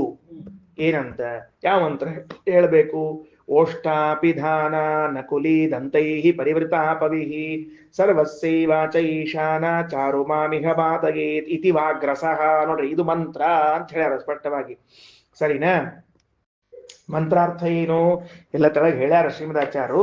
ಅದನ್ನ ಹೇಳ್ಕೋತ ಹೋಗೋಣಂತ ಒಂದ್ ಸ್ವಲ್ಪ. ಏನಪ್ಪಾ, ಎಲ್ಲಾರು ಒಂದ್ಸಲ ಮಂತ್ರ ಹೇಳ್ರಿ, ಆಮೇಲೆ ಮುಂದೆ ವಿಚಾರ ಮಾಡೋಣಂತ. ಓಷ್ಟಾಪಿಧಾನ ನಕುಲಿ ದಂತೈಃ ಪರಿವೃತಾ ಪವಿಃ ಸರ್ವಸ್ಯೈವಾಚ ಈಶಾನ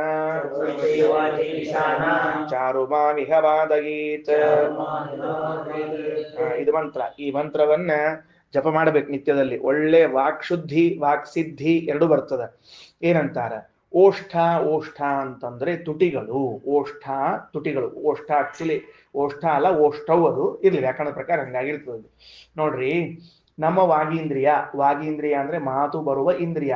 ಆ ಮಾತು ಬರುವ ಇಂದ್ರಿಯವೇನಿದೆಯೋ ಇದನ್ನ ಓಷ್ಠೌ ವಾಗಿಂದ್ರಿಯ ಏನಿದೆಯೋ ಅಲ್ಲಿ ಒಂದು ಭಗವಂತನ ಸ್ತ್ರೀ ರೂಪ ಇದೆ. ಏನದ ಅದು? ಭಗವಂತನದ್ದು ಸ್ತ್ರೀ ರೂಪ ಇದೆ. ಅಲ್ಲಿ ಹೇಳ್ತಾರೆ ಮುಂದೆ ಭಗವಂತನ ಸ್ತ್ರೀ ರೂಪ ಅಂತ ಹೇಳ್ತಾರೆ ಶ್ರೀಮದಾಚಾರ್ಯ. ಅವಂಗ ಏನ್ ಕರೆದಾರ? ಸರ್ವವಾಗೀಶ್ವರಿ ಅಂತ ಕರೆದಿದ್ದಾರೆ. ಸರ್ವವಾಗೀಶ್ವರಿಯಾದ ಒಂದು ಸ್ತ್ರೀ ರೂಪ ಇದೆ ನಮ್ಮ ವಾಗೀಂದ್ರಿಯದಲ್ಲಿ. ಈ ಸುಮ್ಮನೆ ಅಗ್ದಿ ತಿಳಿಲಿಕ್ಕೆ ಹೇಳೋ ಹಂಗ ನಮ್ಮ ನಾಲಿಗೆಯ ಮೇಲೆ ತಿಳಿ ಅಂತ ಹೇಳಿಗತ್ತಿನ. ವಾಗೀಂದ್ರಿಯ ಬೇರೆ, ನಾಲಿಗೆ ಬೇರೆ. ಮತ್ತೆ ಅದಕ್ಕೆ ನಮ್ಮ ನಾಲಿಗೆಯ ಮೇಲೆ ಭಗವಂತನ ಒಂದು ಸ್ತ್ರೀ ರೂಪ ಕೂತದ. ಆ ಸ್ತ್ರೀ ರೂಪಕ್ಕ ಉಟ್ಕೊಳ್ಳಿಕ್ಕೊಂದು ಹೊತ್ಕೊಳ್ಳಿಕ್ಕೊಂದು ವಸ್ತ್ರ ಬೇಕಾಗಿದೆ. ಮತ್ತೆ ಉಬ್ಬೇಕಲ್ಲ, ಮತ್ತದು ಹೊತ್ಕೊಳ್ಳೋ ವಸ್ತ್ರ ಸ್ತ್ರೀ ಅಂದ್ಮೇಲೆ ಅದು ಯಾವುದು ಅಂದ್ರೆ ಓಷ್ಠೌ ಪಿಧಾನವು. ನಮ್ಮ ಹೊರಗಡೆಗೆ ಇದ್ದ ಎರಡು ತುಟಿಗಳೇನವನೋ ಇವುಗಳೇ ಅವನಿಗೆ ವಸ್ತ್ರಗಳು. ಆಚ್ಛಾದನ, ಮೇಲೊಂದು ತೆಳಗೊಂದು ಹೊದ್ಕೊಳ್ಳೋ ವಸ್ತ್ರಗಳು. ಮತ್ತ ನ ಅನ್ನೋ ಶಬ್ದಕ್ಕ ನಿಷೇಧ ಅಲ್ಲದು, ಇವ ಅಂತ ಅರ್ಥ. ಅದಕ್ಕ ನ ಅಂದ್ರೆ ಇವ, ಅದರಂತೆ. ಅಂದ್ರೆ ಪಿಧಾನ ಇವ, ನಮ್ಮೆರಡು ತುಟಿಗಳು ಆ ವಾಗೀಂದ್ರಿಯದಲ್ಲಿದ್ದ ಭಗವಂತನಿಗೆ ವಸ್ತ್ರದಂತೆ. ಏನರ್ಥ ಮಾಡ್ಕೋಬಾರ್ದು? ನ ಅನ್ನೋ ಶಬ್ದಕ್ಕ ನೆಗೆಟಿವ್ ಅಂತ ತಿಳ್ಕೋಬಾರ್ದು, ಇವ ಅಂತ ಅರ್ಥ ಮಾಡ್ಕೋಬೇಕು. ವೇದದಲ್ಲಿ ಹೆಂಗದ ಅರ್ಥ ಅದಕ್ಕೆ, ಸರಿನಾ? ಆಮೇಲೆ ಕುಲಿ. ಕುಲಿ ಅಂದ್ರ ದೋಷವರ್ಜಿತ ಅಂತ ಅರ್ಥ. ಭಗವಂತನ ಏನಂತ ಉಪಾಸನೆ ಮಾಡಬೇಕು? ವಾಗೀಂದ್ರಿಯದಲ್ಲಿದ್ದ ಪರಮಾತ್ಮ ಅವ ಕುಲಿ. ಕುಲಿ ಅಂದರೆ ಕುತ್ಸಿತಂ ಲೀನಯತಿ ಇತಿ ಕುಲಿ. ಎಲ್ಲಾ ದೋಷರಹಿತನಾಗಿದ್ದಾನೆ. ನಿಲೀನಾ ಪ್ರಲೀನಾಶೇಷ ಕುತ್ಸಿಕ. ಆಮೇಲೆ ದಂತೈಹಿ ಪರಿವೃತ, ಒಳಗಿದ್ದ ವಾಗೀಂದ್ರಿಯ ಭಗವಂತನಿಗೆ ಆ 32 ಹಲ್ಲುಗಳು ಸುತ್ತುವರೆದಾವಂತ. ಅವೆಲ್ಲ ದೇವತೆಗಳಿದ್ದಂಗ್ರಿ ಅವು. 32 ಹಲ್ಲುಗಳಿಂದ ಸುತ್ತುವರಿಯಲ್ಪಟ್ಟಾವ ಅಂದ್ರೆ ದೇವತೆಗಳಿದ್ದಂಗ. ದಂತೈಹಿ ಪರಿವೃತ. ಪವಿಹಿ ಅಂದ್ರೆ ಏನರ್ಥ ಅಂತ ಕೇಳಿದ್ರೆ, ನಮ್ಮನ್ನ ರಕ್ಷಣೆ ಮಾಡ್ತಾನೆ ಮತ್ತು ಸರ್ವೋತ್ತಮನಾಗಿದ್ದಾನಾದ್ರಿಂದ ದೇವರಿಗೆ ಪವಿಹಿ ಅಂತ ಕರೀತಾರೆ. ಮುಂದ ಸರ್ವಸ್ಯೈವಾಚ ಈಶಾನ, ಎಲ್ಲಾ ಮಾತುಗಳಿಗೂ ಒಡೆಯನಾಗಿದ್ದಾನೆ ಅಂಥ ಭಗವಂತ ಇಹ ಈ ಸಭೆಯಲ್ಲಿ ಮಾಂ ನನ್ನಿಂದ ಚಾರುವಾದಯೇ, ನನ್ನಿಂದ ಸುಂದರವಾಗಿ ಮಾತು ಬರುವಂತೆ ನೋಡಿಕೊಳ್ಳಲಿ, ನನ್ನಿಂದ ಒಳ್ಳೆ ಮಾತುಗಳನ್ನ ಆಡಿಸ್ಲಿ ಅಂತ ತಿಳ್ಕೊಂಡು ಹೇಳ್ತಾ ಇದ್ದಾರೆ. ಒಟ್ಟಿನಲ್ಲಿ ಈ ಮಂತ್ರದ ಅರ್ಥ ಇಷ್ಟು. ಏನು? ವಾಗೀಂದ್ರಿಯದಲ್ಲಿರುವ ಸ್ತ್ರೀ ರೂಪದ ಹರಿಗೆ ನಮ್ಮೆರಡು ತುಟಿಗಳು 2 ವಸ್ತ್ರಗಳಂತೆ, ಹಾಗೂ ನಮ್ಮ ಹಲ್ಲುಗಳಿಂದ ಸುತ್ತುವರಿಯಲ್ಪಟ್ಟಿದ್ದಾಳೆ ಆ ಭಗವಂತನ ಸ್ತ್ರೀ ರೂಪ. ಯಾಕೆ? ದಂತಗಳಿಲ್ಲದೆ ಹೋದರೆ ಮಾತುಗಳು ಸರಿಯಾಗೋದಿಲ್ಲ. ಹಲ್ ತೆಗೆದು ಮಾತಾಡಿ ನೋಡ ಅಂತ ಹೆಂಗ್ ಮಾತಾಡ್ತೀರಿ? ಯಾರಿಗೂ ಕೇಳಿಸೋದೇ ಇಲ್ಲ, ನಿಮ್ಮ ಮಾತೇ ಅರ್ಥ ಆಗೋದಿಲ್ಲ. ಆಯ್ತಾ? ಆಮೇಲೆ ಸರ್ವದೋಷ ದೂರಳಾಗಿದ್ದಾಳೆ. ಎಲ್ಲರನ್ನ ರಕ್ಷಣೆ ಮಾಡ್ತಾಳೆ ಮತ್ತು ಸರ್ವೋತ್ತಮಳಾಗಿದ್ದಾಳೆ. ಇಂತಹ ಸರ್ವಭಾಗೀಶ್ವರಿಯ ಹರಿಯ ರೂಪ, ಹರಿಯು ನನ್ನಿಂದ ಚೆನ್ನಾಗಿ ಮಾತನಾಡಿಸಲಿ. ಇಷ್ಟು ಈ ಮಂತ್ರದ ಅರ್ಥ. ಕಲ್ಪನಾ ಬಂತ ಹೇಳಿದ್ದೇನಂತ ಹೇಳಿ. ಓಕೆ. ಓಷ್ಟಾಪಿಧಾನಾನ ಕುಲಿ ದಂತೈ ಪರಿವೃತಾಪವಿಃ ಸರ್ವಸ್ಯೈವಾಚ ಈಶಾನ ಚಾರುಮಾಮಿಹ ಬಾಧಯೇತಿ ವಾಗ್ರಸಃ. ಕೆಳಗ ಭಾಷ್ಯ. ವಿದ್ಯಾಧಿಕ್ಯಾರ್ಥಮೇವೈತಾಂ ವಾಕ್ಸಾರಂ ಮೃಷ್ಯಂಚ ಜಪೇತ್. ಏನಾತ್ ನೋಡ್ರಿ ಮುಂದೆ ಅಂತ. ವಾಕ್ಸಾರಾಮ್ ಅಪ್ರಚಮ್ ಜಪೇತ. ವಾಕ್ಸಾರಾಮ್ ಅಪ್ರಚಮ್ ಅಂತದ, ಇದು ಮರ್ಷಮಿನ ಆಗ್ಯದ, ತಪ್ಪಾಗ್ಯದ. ವಾಕ್ಸಾರಾಮ್ ಅಪ್ರಚಮ್, ಅದು ಶ ಬೇಡ, ಪ ಆಗದ ಸಾಕು, ಪ ಮಾಡ್ಕೊಡ್ರಿ ಅದನ್ನ. ವಿದ್ಯಾ ಆಧಿಕ್ಯಂ, ವಿದ್ಯೆ ಆಧಿಕ್ಯ ಉಂಟಾಗಬೇಕು ಅನ್ನೋದಕ್ಕ ಏತಾಂ ವಾಕ್ಸಾರಾಮ್, ಈ ಮಾತಿನಲ್ಲಿ ಶ್ರೇಷ್ಠವಾದ ಮಂತ್ರ ಇದು. ರುಚಂ ಜಪೇತ, ಈ ಮಂತ್ರವನ್ನ ಜಪ ಮಾಡಿಕೊಳ್ಳ್ರಿ. ಧ್ಯಾತ್ವಾ ನಾರಾಯಣಂ ದೇವಂ, ನಾರಾಯಣ ರೂಪಿ ಪರಮಾತ್ಮನ ಧ್ಯಾನ ಮಾಡ್ರಿ. ಹೆಂಗಿದ್ದಾನವ? ಸ್ತ್ರೀ ರೂಪಂ ವಾಚಿ ಸಂಸ್ಥಿತಂ, ಸ್ತ್ರೀ ರೂಪದಲ್ಲಿ ಇದ್ದಾನ. ಒಂದು ವಿಶೇಷ ಏನ್ ಗೊತ್ತೇನು? ಆ ಸ್ತ್ರೀ ರೂಪದಲ್ಲಿ ಇದ್ದ ಭಗವದ್ ರೂಪ ಬೇರೆ ಯಾವುದಲ್ಲ, ಹಯಗ್ರೀವ ರೂಪ. ಹಯಗ್ರೀವ ಸ್ತ್ರೀ ರೂಪದ, ನೆನಪಿಟ್ಟುಕೊಡ್ರಿ ಭಗವಂತನದ್ದು. ಪುರುಷ ರೂಪ ಹಯಗ್ರೀವ ಇದ್ದಂತೆ ಸ್ತ್ರೀ ಹಯಗ್ರೀವ ರೂಪನೂ ಅದ, ಅದಕ್ಕೆ ಹಯಗ್ರೀವ ರೂಪ. ಮುಂದೆ ಹೋಗೋಣ. ಓಷ್ಠಾಪಿಧಾನೇತ್ಯೇಷ ಹೃಕ್ಸಾರೋ ವಾಚಃ ಪ್ರಕೀರ್ತಿತಃ. ಓಷ್ಠಾಪಿಧಾನ ಎಂಬುವಂತಹ ಮಂತ್ರ ಶ್ರೇಷ್ಠ ಮಂತ್ರವಾಗಿದೆ. ವಿಷ್ಣೋರ್ಹಿ ವಾಚಿ ಸಂಸ್ಥಸ್ಯೈವ, ವಾಗೀಂದ್ರಿಯದಲ್ಲಿದ್ದ ವಿಷ್ಣೋ ಭಗವಂತನಿಗೆ ಓಷ್ಠೌ ಏತೌ ಪಿಧಾನವತ್, ಈ ಎರಡು ನಮ್ಮ ತುಟಿಗಳೇನಾಗ್ಯಾವ? ಪಿಧಾನ. ಪಿಧಾನ ಅಂದ್ರೆ ಹಚ್ಚಿಕೊಳ್ಳೋ ವಸ್ತು, ಮುಚ್ಚಿಕೊಳ್ಳೋ ವಸ್ತ್ರಗಳು. ಪಿಧಾನದಂತೆ ನೋಡ್ರಿ, ವತ ಅಂದಾರ, ಅಂತೆ ಅಂತ ಅರ್ಥ ಅದಕ್ಕೆ. ಕುಲೀತಿ ಚೋಕ್ತೋ ಭಗವಾನ್, ಭಗವಂತನಿಗೆ ಕುಲಿ ಅಂತ ಕರೆದಾರ. ಯಾಕ ಅಂದ್ರೆ ಪ್ರಲೀನಾಶೇಷ ಕುತ್ಸಿದ, ದೋಷ ದೂರ ಅಂತ ಅರ್ಥ ಅದಕ್ಕೆ. ಬಹಳ ಗದ್ಲಿಕ್ಕೆ ಹೋಗ್ಬೇಡ್ರಿ. ಪ್ರಲೀನ ಲಯಗೊಂಡಿರುವ, ಅಶೇಷ ಎಲ್ಲ ಕುತ್ಸಿತ ದೋಷ ಉಳ್ಳವನು ಅಂದ್ರೆ ದೋಷಗಳೆಲ್ಲ ನಾಶ ಆಗ್ಯಾವ ಅಂದ್ರೆ ದೋಷ ದೂರ ಅಂತ ಅರ್ಥ. ಇನ್ನ ಪವಿಹಿ ಅನ್ನೋ ಶಬ್ದಕ್ಕೆ ಅರ್ಥ ಏನು ಅಂದ್ರೆ ಪಾತಿ ಸರ್ವಂ ವಿಶಿಷ್ಟಶ್ಚ. ಪಾತಿ ಎಲ್ಲ, ಸರ್ವಂ ಎಲ್ಲವನ್ನೂ ರಕ್ಷಣಾ ಮಾಡ್ತಾ, ಆದ್ರಿಂದ ಪ ವಿಶಿಷ್ಟನಾದದ್ರಿಂದ, ವಿ ಪವಿಹಿ ಸರ್ವಸ್ಮಾದ್ ಇತ್ಯತಃ, ಸರ್ವಸ್ಮಾತ್ ವಿಶಿಷ್ಟ ವಿ ಪಾತೀತಿ ಪ ಪಶ್ಚಾಸೋ ವಿಶ್ಚ ಪವಿಹಿ ಅಂತ ಅರ್ಥ. ಎಲ್ಲರನ್ನು ರಕ್ಷಣೆ ಮಾಡ್ತಾನೆ ಮತ್ತು ಸರ್ವೋತ್ತಮನಾಗಿದ್ದಾನ. ಎಲ್ಲದ ಮೊದಲನೇ ಸಾಲಿನೊಳಗೆ ಪರಿವೃತ ಪವಿಹಿ ಅನ್ನೋಲ್ಲ ನೋಡ್ರಿ, ಕೊನೆಗೆ ಪವಿ ಶಬ್ದ ಅಲ್ಲದ, ಆ ಪವಿ ಶಬ್ದದ ಅರ್ಥ ಅದು. ಪ ಅಂದ್ರೆ ರಕ್ಷಣಾ ಮಾಡೋದು, ವಿ ಅಂದ್ರೆ ವಿಶಿಷ್ಟ ಅಂತ ಅರ್ಥ. ಮುಗೀತು.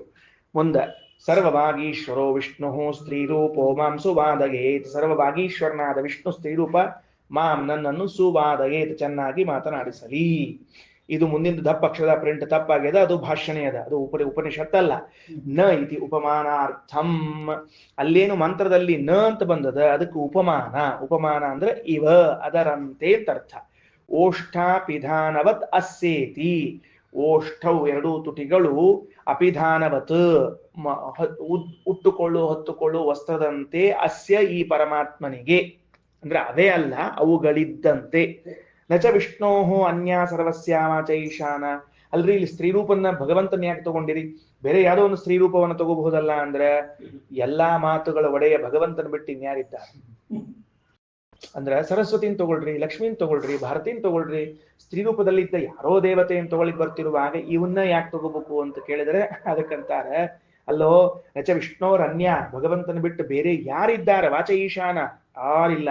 ಸಹಿ ಮುಖ್ಯತಃ ಸರ್ವೇಶ್ವರ, ಅವನೇ ಮುಖ್ಯ. ಅಷ್ಟ ಅಲ್ಲ, ತಸ್ಸೈವ ಪ್ರಸ್ತುತತ್ವಾತ್, ಹಿಂದಿನ ಪ್ರಕರಣಗಳಲ್ಲಿ ಆ ವಿಷ್ಣುವೇ ಪ್ರಸ್ತುತನಾಗ್ಯಾನ ಅಂದ್ಮೇಲೆ ಅವನ್ನೇ ಹೇಳ್ಬೇಕಲ್ಲ. ಇನ್ನ ಭಾಗವತೊಳಗ ಶ್ರಿಯಪತಿ ಯಜ್ಞಪತಿರ್ ಜಗತ್ಪತಿ ಗಿರಾಂಪತಿ ಲೋಕಪತಿರ್ಧರಾಪತಿ ಇತಿ ಭಾಗವತೆ. ಅಲ್ಲಿ ನೋಡ್ರಿ, ಶ್ರಿಯಪತಿ ಲಕ್ಷ್ಮೀಪತಿ, ಯಜ್ಞಪತಿ ಯಜ್ಞಗಳಿಗೆ ಅಧಿಪತಿ ಆಗಿದ್ದಾನ, ಜಗತ್ಪತಿ ಜಗತ್ತಿಗೆ ಅಧಿಪತಿ ಆಗಿದ್ದಾನೆ, ಗಿರಾಂಪತಿ ಮಾತುಗಳಿಗೆ ಒಡೆಯನಾಗಿದ್ದಾನ ಅಂತ ಇಲ್ಲಿ ಹೇಳ್ಬಿಟ್ಟು ಆಮೇಲೆ ಅವನೇ ತಗೋಬೇಕು. ಲೋಕಪತಿ ಲೋಕಪತಿ ಆಗ್ಯಾನ, ಧರಾಪತಿ ಅಂದ್ರೆ ಭೂಪತಿ ಆಗಿದ್ದಾನೆ ಅಂತ. ಅಷ್ಟೇ ಅಲ್ಲ, ಬೃಹದಾರಣ್ಯಕದಲ್ಲಿ ಹೇಳುವಾಗ ಯೋ ವಾಚಿತಿಷ್ಠನ್, ಯಾರು ವಾಗೀಂದ್ರಿಯದಲ್ಲಿದ್ದು, ವಾಚಃ ಅಂತರಃ ವಾಗೀಂದ್ರಿಯದ ಒಳಗಿದ್ದಾನೋ, ಎಂ ವಾ ನವೇದ, ಆ ವಾಗೀಂದ್ರಿಯದಲ್ಲಿದ್ದ ಭಗವಂತನನ್ನು ಯಾರು ತಿಳ್ಕೊಂಡಿಲ್ವೋ, ಇತ್ಯಾದಿ ಶ್ರುತಿಶ್ಚ. ಹಿಂಗೆಲ್ಲ ಸ್ಪಷ್ಟವಾಗಿ ಭಗವಂತನೇ ಹೇಳ್ತದ. ಅಲ್ರಿ, ಮತ್ತು ದೇವರಿಗೆ ಸ್ತ್ರೀಲಿಂಗ ಹೆಂಗ್ ಹೇಳೋದು ಅಂದ್ರೆ, ಸ್ತ್ರೀಲಿಂಗತ್ವಂ ದೇವತಾ ಇತ್ಯಾದಿ ವದಪಿ ಯುಜ್ಯತೆ. ಹೆಂಗ ದೇವತಾ ಅಂತ ಶಬ್ದದ, ಅದು ಸ್ತ್ರೀಲಿಂಗ ಶಬ್ದ. ಎಲ್ಲ ದೇವತೆಗಳನ್ನು ಕರೆಯೋ ಶಬ್ದ ದೇವತಾ ಅಂತ ಸ್ತ್ರೀಲಿಂಗ ಶಬ್ದ. ಮತ್ತು ಸ್ತ್ರೀ ರೂಪತ್ವಾಚ, ಸ್ತ್ರೀ ರೂಪದಲ್ಲೂ ಇದ್ದಾನ ಭಗವಂತ ಅಂತ ಅನ್ನೋದಕ್ಕ ಮುಗಿದು ಹೋತು. ಇಷ್ಟು ಇವತ್ತಿನ ಪಾಠ ಮುಗೀತು. ಏನಾಯ್ತು? ಇನ್ನೊಂದ್ಸಲ ಮಂತ್ರ ಹೇಳ್ಬಿಡ್ರಿ, ಪಾಠ ಮುಗಿಸ್ಬಿಡ್ರಿ. ಓಷ್ಠಾಪಿಧಾನಾನಕುಲೀ ದಂತೈ ಪರಿವೃತಾ ಪವಿಃ ಸರ್ವಸ್ಯೈವಾಚ ಈಶಾನ ಚಾರುಮಾಮಿಹ ಬಾಧಯೇತ್. ವಾಗೀಂದ್ರಿಯದಲ್ಲಿರುವ ಸ್ತ್ರೀರೂಪ ಹರಿಗೆ ನಮ್ಮೆರಡು ತುಟಿಗಳು ಎರಡು ವಸ್ತ್ರಗಳಂತೆ ನಮ್ಮ ಹಲ್ಲುಗಳಿಂದ ಸುತ್ತುವರಿಯಲ್ಪಟ್ಟಿದ್ದಾಳೆ. ಅಂದ್ರೆ ಆ ಹರಿಯ ಸ್ತ್ರೀರೂಪ. ಯಾಕ? ದಂತಗಳಿಲ್ಲದೆ ಹೋದರೆ ದಂತ್ಯ ಶಬ್ದಗಳನ್ನ ಆಡ್ಲಿಕ್ಕೆ ಬರಂಗಿಲ್ಲ, ಶಬ್ದಗಳು ಸರಿಯಾಗಂಗಿಲ್ಲ. ಸರ್ವದೋಷ ದೂರಳು, ಎಲ್ಲರ ರಕ್ಷಣಾ ಮಾಡ್ತಾಳ, ಸರ್ವೋತ್ತಮಳಾಗಿದ್ದಾಳ. ಇಂತಹ ಸರ್ವವಾಗೀಶ್ವರಿಯಾದ ಹರಿಯು ನನ್ನಿಂದ ಚೆನ್ನಾಗಿ ಮಾತುಗಳನ್ನ ಹೊರಡಿಸಲಿ. ಶ್ರೀಕೃಷ್ಣಾರ್ಪಣಮಸ್ತು.